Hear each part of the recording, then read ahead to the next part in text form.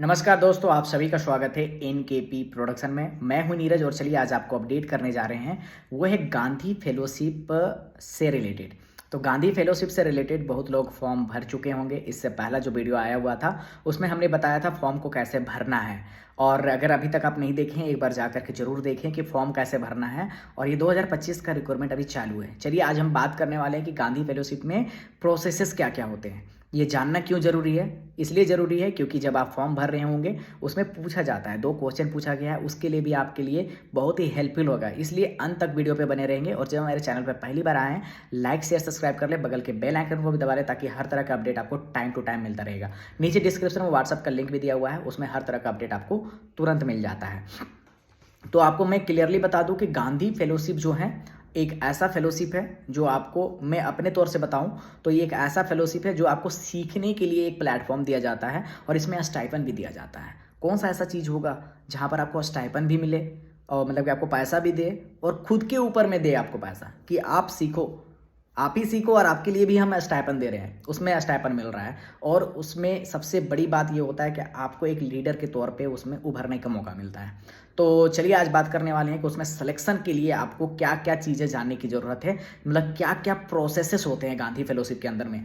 23 months का ये fellowship programme होता है। तो ये जो 23 मंथ्स का फेलोशिप प्रोग्राम होता है इसके अंदर में क्या क्या प्रोसेसेस से गुजरना पड़ता है एज अ फेलो, आपको पहले से जानकारी होगी तो इंटरव्यू में आपको बताने में दिक्कत नहीं होगी। या तो फिर जो अभी आप फॉर्म भर रहे होंगे उसका जो क्वेश्चन पूछा जा रहा होगा उसमें आपको समझने में दिक्कत नहीं होगी, लिखने में दिक्कत नहीं होगी।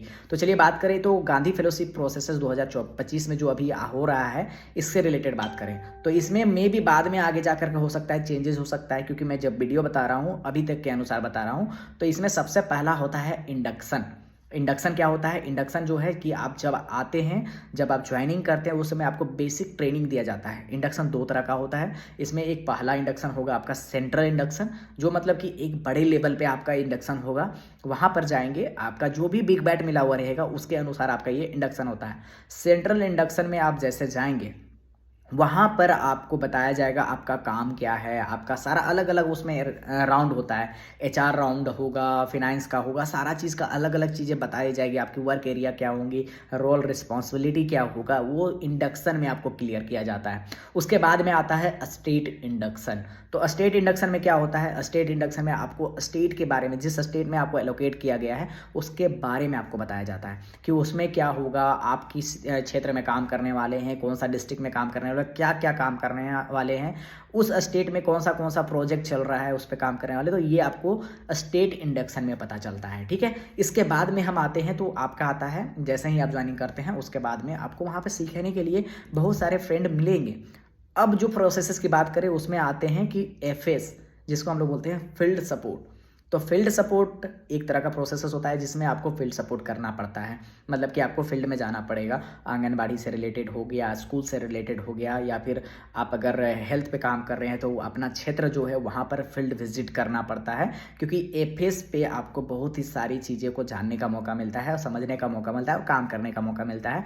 तो एफएस जो है आपका करना अनिवार्य होता है। एफएस आपको करना ही पड़ेगा, मतलब फील्ड सपोर्ट करना पड़ेगा, फील्ड में आपको जाना पड़ेगा। ये भी एक तरह का प्रोसेस में आता है। इसके बाद में आती है आपका डीब्रीफ।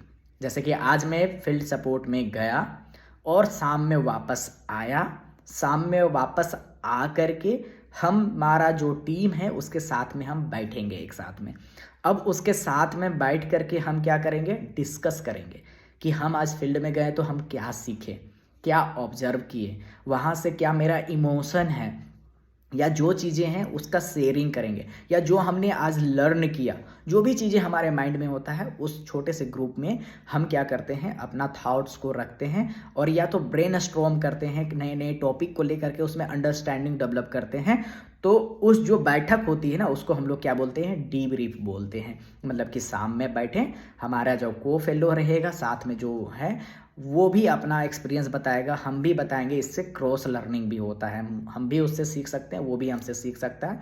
तो ये जो है डीब्रीफ एक प्लेटफॉर्म आपको मिलेगा जो कि डेली किया करवाया जाता है, वो डेली होता है। तो ये भी एक तरह का प्रोसेस है। आगे की प्रोसेसेस की बात करें तो एक है वन एंड ऑन। हो सकता है कि आपका किसी तरह का इमोशन से आप गुजर रहे हो, बता नहीं पा रहे हो, टीम में बताने में घबरा रहे हों, तो क्या होता है कि आपके ऊपर में एक पीएल होते हैं, उसके ऊपर में एक मैनेजर होते हैं, मतलब प्रोग्राम लीडर के ऊपर में प्रोग्राम मैनेजर होते हैं, उसके ऊपर में एसपीएम होते हैं, उसके ऊपर में पीडी होते हैं। इस तरह से हायरार्की बढ़ते जाता है। तो वहाँ पर आपको एक ये चीज़ दिया जाता है, वन एंड ऑन का ऑप्शन दिया जाता है, वन एंड ऑन का। वन एंड ऑन में क्या होता है कि आप अकेले और जिससे भी आप वन एंड ऑन करना चाहते हैं, आप उनसे रिक्वेस्ट करके वन एंड ऑन में जा सकते हैं, उनसे शेयरिंग कर सकते हैं, उनसे सीख सकते हैं, समझ सकते हैं, या फिर आपको जो चीज़ें बोलना है उनके सामने बोल सकते हैं, समझ सकते हैं और अपना अंडरस्टैंडिंग डेवलप कर सकते हैं। उसके बाद में हम बात करें तो हमारा आता है एलसी, लीडरशिप कैरिकुलम। तो ये लीडरशिप कैरिकुलम क्या है भाई? ये भी एक तरह का प्रोसेस है। तो इसमें जो है लीडरशिप कैरिकुलम में क्या होता है, आपके अंदर में लीडरशिप भावना जगाने के लिए एक कैरिकुलम कराया जाता है और इसमें इंट्रा डिस्ट्रिक्ट होता है, मतलब कि जो दूसरे डिस्ट्रिक्ट के फेलो होंगे और आपके डिस्ट्रिक्ट में जो है, मतलब कि सब अलग अलग तौर पे एक छोटा छोटा ग्रुप में डिस्ट्रीब्यूट होंगे और आपका जो डॉक्यूमेंट दिया जाएगा उससे लर्न करना है, पढ़ना है और अपना अंडरस्टैंडिंग को वहाँ पर एक्सप्लेन करना है या एक दूसरे से समझ करके उस पर डिस्कस करना है और डिटेलिंग के साथ में डिस्कस करना है। डिटेल के साथ में बैठ करके क्रॉस लर्निंग करेंगे। इसको हम लोग क्या बोल रहे हैं, लीडरशिप कैरिकुलम बोल रहे हैं कि हम लीडरशिप को कैसे बढ़ाते हैं।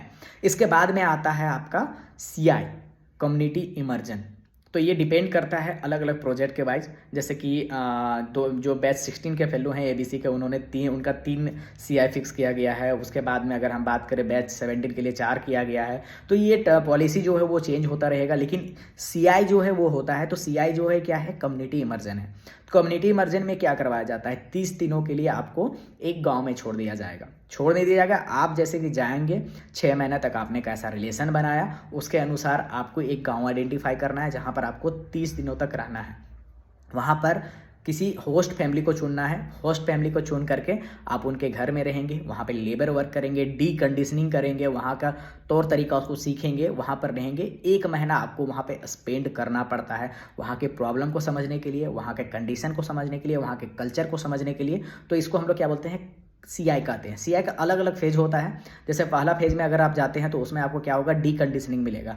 दूसरे फेज में किसी और तरह का थॉट को लेकर के आएंगे। तीसरे में हो सकता है लैब मिल जाए, जिसमें हम लोग बोलते हैं लाइव एक्शन प्रोजेक्ट। उसके बाद में फिर होगा तो उसमें पीएसपी हो जाएगा, पब्लिक सिस्टम प्रोजेक्ट। तो इस तरह से आगे आपका जो है सीआई का अलग अलग थीम हो सकता है। लेकिन कम्युनिटी इमर्जन समझ जाइए क्या होता है कि आपको कम्युनिटी के बीच में रह करके इमर्ज करना है, मतलब कम्युनिटी के साथ में रह करके, वहीं पे रह करके उनके प्रॉब्लम के बारे में जानना है, उनके समस्याओं का हल कैसे कर सकते हैं वहाँ से, और या स्टेक होल्डर से मिल करके उसके लिए आपको सीआई करना पड़ता है। ये एक बहुत ही बड़ा फेलोशिप प्रोसेस होता है जो लाइफ टर्निंग फेलोशिप प्रोसेस भी कहलाता है।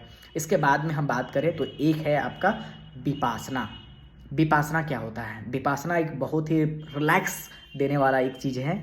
विपासना क्या होता है कि ये आपको 10 दिनों तक एक विपासना केंद्र में छोड़ देंगे। तो 10 दिनों के लिए आपको ये हर फेलो को गुजरना पड़ता है। आपको क्या है, विपासना केंद्र में जा करके 10 दिनों तक सिर्फ मेडिटेशन करना है। मेडिटेशन क्या बोलते हैं, उसको विपासना बोलते हैं। विपासना में लीन हो जाना है। तो इसके लिए आपका जो है विपासना होगा। अब विपासना जो होगा 10 दिनों का होगा, उसमें आपका मोबाइल जमा हो जाएगा। 10 दिनों तक आउटसोर्सिंग आपका नहीं होगा, मतलब कि बाहर के दुनिया से आप कनेक्ट नहीं रह सकते हैं। जो सेंटर है, सेंटर में ही रह करके आपस में एक दूसरे से बात नहीं करना है, किसी को देख करके इशारा भी नहीं करना है, नॉर्मल सा है। खाना बहुत ही प्यारा मिलता है विपासना के दौरान। विपासना के दौरान खाना बहुत ही सिंपल रहता है, अच्छा रहता है, जो शरीर के लिए बहुत अच्छा होता है। और लेकिन उसके समय में आप माइंड को कैसे रिलैक्स कर सकते हैं वो आप एक विधि को सीखते हैं विपासना के दौरान। तो ये विपासना जो है ये भी आपका फेलोशिप प्रोसेसेस में आता है। तो यहाँ तक कि जो फेलोशिप प्रोसेसेस था, मैंने आपको clearly point two point fellowship processes को समझाया है। एक बार आप इसको जरूर रिमाइंड करके रखिएगा, जरूर देख कर रखिएगा कि फेलोशिप प्रोसेसेस क्या क्या होता है, ताकि आपके लिए आगे जा करके दिक्कत ना हो। चलिए हम आगे नेक्स्ट वीडियो में मिलेंगे आपको दूसरे किसी चीज़ को लेकर के। और मैं कोशिश करूँगा आपको गांधी फेलोशिप के और भी लोगों से इंटरेक्ट करवाने का, और लाइव के द्वारा इंटरेक्ट कराऊंगा, ताकि आपको दिक्कत ना हो समझने के लिए और उसमें ज्वाइन करने के लिए। किसी तरह का अपडेट चाहिए रहते हो, कोई दिक्कत हो तो आप नीचे डिस्क्रिप्शन में आप डिटेल दिया हुआ है, मेरा नंबर दिया हुआ है, आप कांटेक्ट कर सकते हैं। और आपको मैं एक चीज़ भी बता दूं कि जो स्टूडेंट को दिक्कत हो रही है या फिर जो भी लीडर को दिक्कत हो रही है वो कमेंट कर लीजिए, मैं कमेंट का रिप्लाई ज़रूर दूंगा। मैं कोशिश करूंगा कि आपका कमेंट का रिप्लाई दूं और आपको प्रॉब्लम ना होने दूं। और इसके साथ साथ में जो भी अपडेट होगा मैं आपको अपडेट करता रहूँगा। बने रहेंगे NKP प्रोडक्शन के साथ। बहुत बहुत धन्यवाद।